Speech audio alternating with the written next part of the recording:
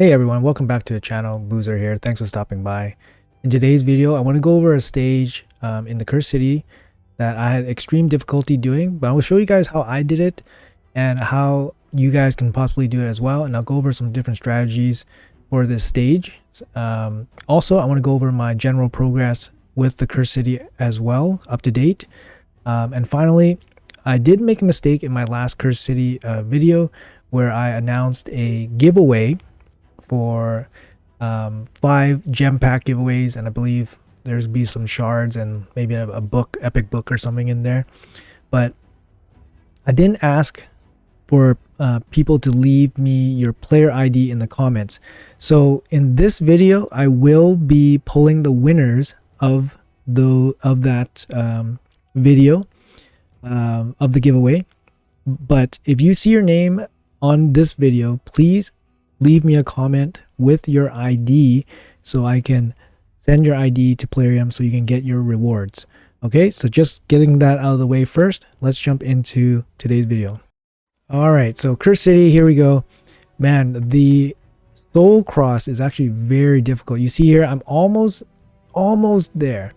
I did a lot of work on it today. I spent a lot of silver today, about 40 or 50 million just moving gear around, leveling gear. So you know, 20 of that went into like the artifact enhancement. Actually, I maxed out the artifact enhancement, so I don't know how much I spent, but I spent a lot of silver moving gear around, gearing champs, leveling champs, maxing champs out, just to get through some of these stages. So this stage I feel particularly proud of because I was super stuck on it, and it's the Fireknight stage, Tainted Firo. It's actually the hard Fireknight, and it's S17. I'll show you guys how I did it. Before I saw this stage, I actually had no Creodins, so I had to build 2 from scratch. So I built 2 Creodins from scratch, and generally the way this level is done is if you have Cardio. Cardio is the Void Ally Attack Champion, you know, the golden god with the long flowing golden hair. If you have him, this will be a very easy, or at least more straightforward level. But as it is, without him is actually a little bit tricky, but I'll show you guys a couple ways to do it. So the one way that makes the most sense actually is using Shamail. Shamail actually will counterattack. He has a passive that counterattacks when your team takes a debuff. So he will counterattack on the first hit from the Fireknight when your whole team gets debuffed. And it's good for 10 hits. The shield on this Fireknight is 18. So after 10 hits coming in from Shamail, you can break it and then try to keep the Fireknight down. You must have decreased speed on the Fireknight because it's impossible to keep him down without decreased speed. And then I tried with 1 Creodin, it was not enough. I needed 2 Creodins, and even with 2 Creodin, it was not enough. It took many tries, but I finally got it. I have the video, so I'll show you guys the video and we'll go over that. And I'll go over the gear and everything after the video. All right, so here's the video, same team. You're super limited here, so there's not really too much you can do. You could maybe make teams with Deacon Armstrong. You can't reduce the turn meter on this hard Fireknight. So the only way to reduce the turn meter on this Fireknight is by freezing him. So obviously like Nut is like the premier guy, but he's not part of the restrictions. So that's what makes it really difficult. So champions like Lysandra, which are really good against normal Fireknight, is actually no good here. What you want is multi-hit A1 champions, ideally. And then obviously an ally attacker, which is best. Cardio, I think, is the only ally attacker in this pool of champions available. So Void Legendary, you probably don't have them. This, I think, is the next most accessible way to do it. And even then, it's very difficult. So let's go over this video. So I'll show you guys what happens here. So he's gonna load up his shield. He has 18 stacks. That's really high. Each of my champions will hit 3 times, or they have the ability to hit triple hits, except for Elva. So I have 12 hits already. If you have Phantom Touch, load them up with Phantom Touch as a blessing. That really helps because then Phantom Touch can give you 1 extra hit. If you have a speed lead, that's very good. Make him faster, of course. The base speed on the boss is 200. So, you know, he's not insanely fast, like 250, like the level 25 Fireknight. He's 200. In terms of accuracy, you're going to be looking at 375 to land your debuffs on him. So you need about 375. No point building resistance. But yeah, those are the stats you want to aim for. As fast as possible, 375 accuracy. So first hit, you want to hit first. So the way this team works is you want the Fireknight to hit you. You get debuffed. Shamail will counterattack, reducing the shield, and then that's your time to strike. Okay, so let's watch this play out. So first I use Creodin. I use the speed up, so I give my whole team the speed boost or speed buff.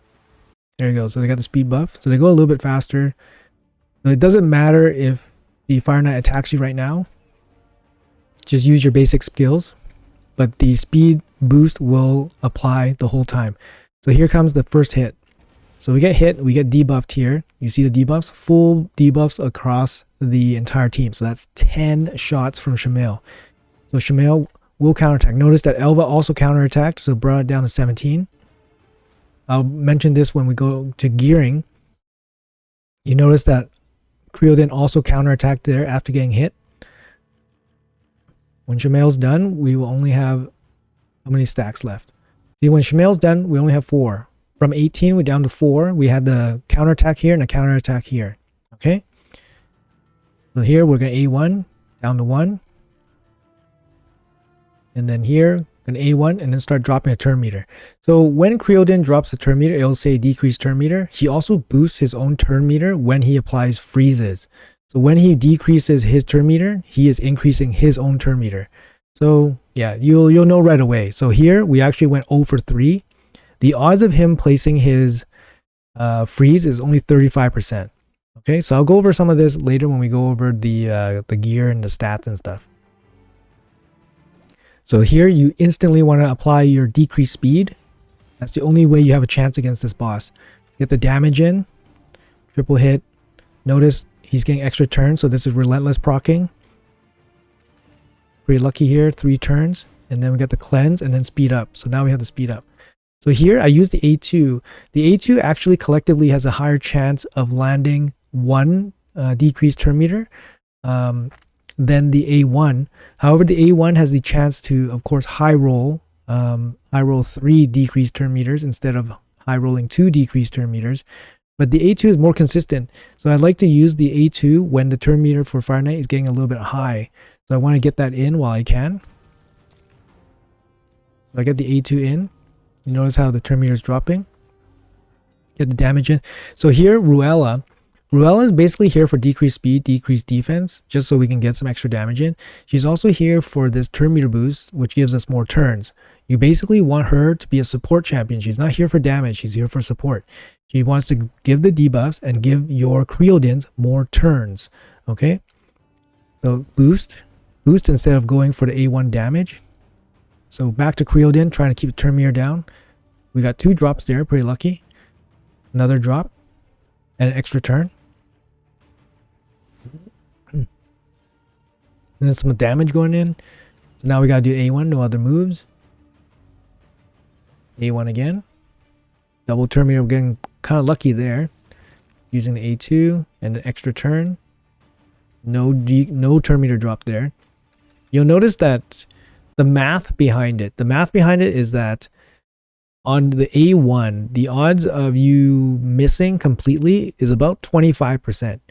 So 1 in 4 hits, 1 in 4 A1s, you won't decrease the turn meter at all. So yeah, it's not, I don't think those are great odds, but he's the only champion in here that gives us a chance against this boss.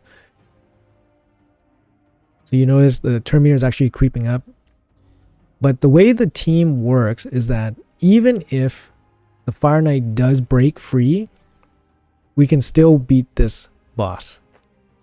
We have a couple chances to beat this boss. So got a little lucky there, was on the brink of him taking a turn. The A2 on Ruella does more damage, so you get that in. Get the speed up, of course. A1. A2. I think the A2 just whiffed there, got 0 turn meter drop. Yeah, the lack of 100% turn meter drop is really bad. So this makes the run very inconsistent. Obviously resist, you have to first land it and then you have to not get resisted. So there's a bit of RNG involved. See, there only one landed, and here comes the turn.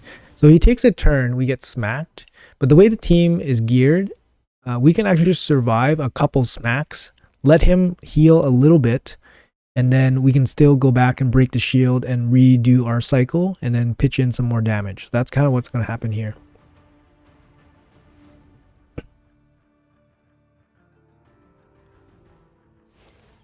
All right, so we A1, try to chip down the shield, get that speed up.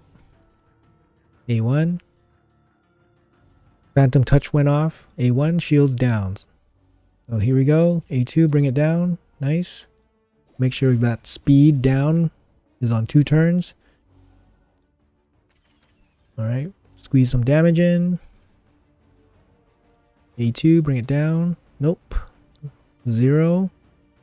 There we go. We got a triple. That's super lucky. Turn meter boost. Get those Creodins A1s in. Now, we don't have speed up going on right now. We had a chance to put it on or use the A1. So in this case, what I found worked was just to use the A1 instead of using the speed up on the Creodins. Okay.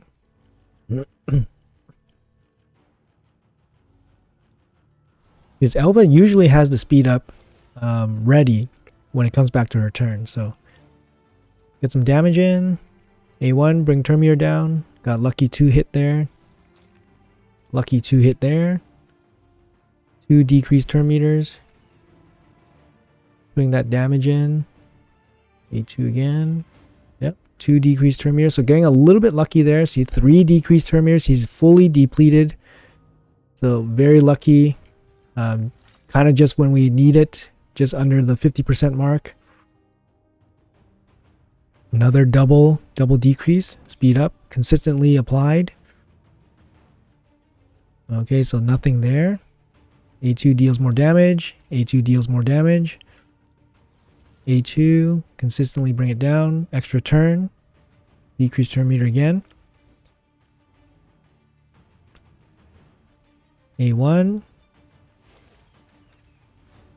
So I can see how this can be very frustrating if RNG is not on your side, or if your gear is not at the level where it needs to be, where you can cycle back to your champions fast enough to get the extra turns in. So speed up coming back. Okay, A2 trying to bring that turn meter down. Extra turn. Pretty lucky there. A1 for damage. A1. 3 turn meter drops. That's probably the most luckiest point in this entire fight. Bringing the turn meter down 3 times when he's at almost at his turn.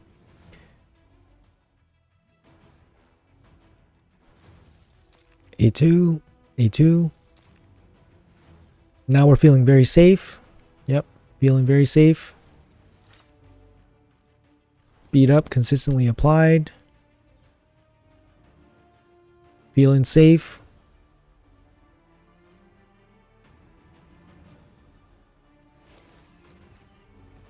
Should be GG. And GG. All right. So there it is. I mean, this run went super smooth. I had to do this run with this exact same team maybe like 5 or 6 times. Each time I had to improve the gear on the champions. So I'm going to go over the gear on these champions, and you guys can be the judge of whether this is obtainable for you. Yeah, so 1,000 of these big coins. I mean, that's 20 of those golden, resources. That's a lot. That's a lot. That's a big win, right? So let's jump into the champions. I have to go with the recording here because I did break apart the champions already. All right, so Elva is fast. She's in in a protection gear. She doesn't need to be in protection. She just needs to be fast. So I have her at 300 speed. I don't think you need her to be that fast, but the whole team needs to be fast. So you want Elva to be the fastest because you want her to start with the cleanse after the Fireknight goes. After the Fireknight goes on the first turn. Ideally.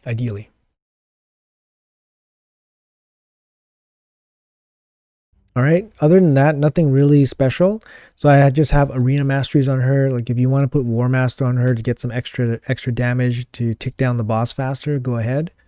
Counterattack accessories are really good in this fight because when you get hit, then your champs have a chance to attack into the shield. Elva's only going to put one point against the shield down, but these other champions with revenge accessories are going to be really strong. So keep that in mind. Just going through her total stats here. She is in no danger of dying. So here's my Shamael. He is in Relentless. This is some of my best Relentless damage gear. I basically took the Relentless gear off of my Nut and then put it on Shamael just so he can deal some extra damage. He is loaded up with the revenge accessories as well. 99% like a boss. He's not full decked out because I did give him some HP so he can survive some of the Fireknight hits. However, he was not the weakest link. I do have War Master on him. And he does have Phantom Touch as a blessing. So here's my first Creodin. Total speed about 275. Like I said, 375 accuracy is what you need. You want him with revenge accessories if possible. Relentless is very good for the extra turns. There's my total stats. He's not the first to die. 47k is not the first to die. He has no masteries. If you're going to go masteries on Creodin, definitely go for sniper so you get extra chance to land your freeze. And then obviously go for like Giant Slayer or something just for some extra damage so you can speed up the fight.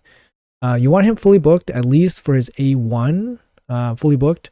His A2, if you can get the cooldowns, that'd be great. A3, you can leave alone. Phantom Touch. And then Revenge accessories, very important. So here's my Ruella. She is geared for damage, as much damage as I can squeeze onto her. Her accuracy is not... Wait a minute, is her accuracy not there? Let me see. Accuracy is not there?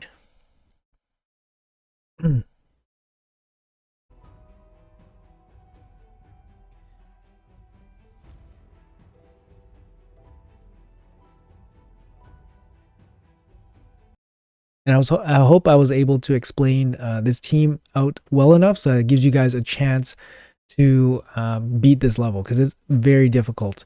Anyways, I'm going to go over the winners. Actually, no, not yet. I'm going to go over some of the progress that I've made today. So today I beat this level, S2, with this team. Whoever said Rorik, that is a big thank you, and I will be giving you a giveaway. Let me find your comment. All right, so Core94, if you could leave me a comment in this video with your ID, I'll be sending you a giveaway pack for your comment here, which basically brought to my attention Rorik, and he was definitely MVP for this wave. He made this level very, very easy, so thank you very, very much. All right, so moving on, we actually completed S3 today, and this is a team I put together.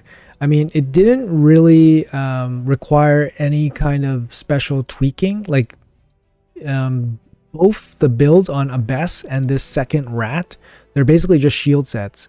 So I put 2 shield sets on them, and then they just protected the top 3 here. I put my Rotos nuking gear on my Fushan, and I put my Wukong nuking gear on this Basilisk, and they just destroyed the waves. So luckily it was pretty straightforward.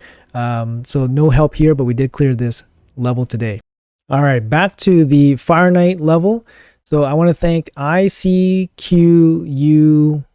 09021993. So this is the first comment that I read that brought to light the Shamael call out. So this worked perfectly exactly as he mentioned. So thank you so much. It allowed me to clear this level. So make sure you send me your ID, leave it in a comment in one of my videos, and I'll send you a giveaway gem pack as well. Okay, so moving on to the next level.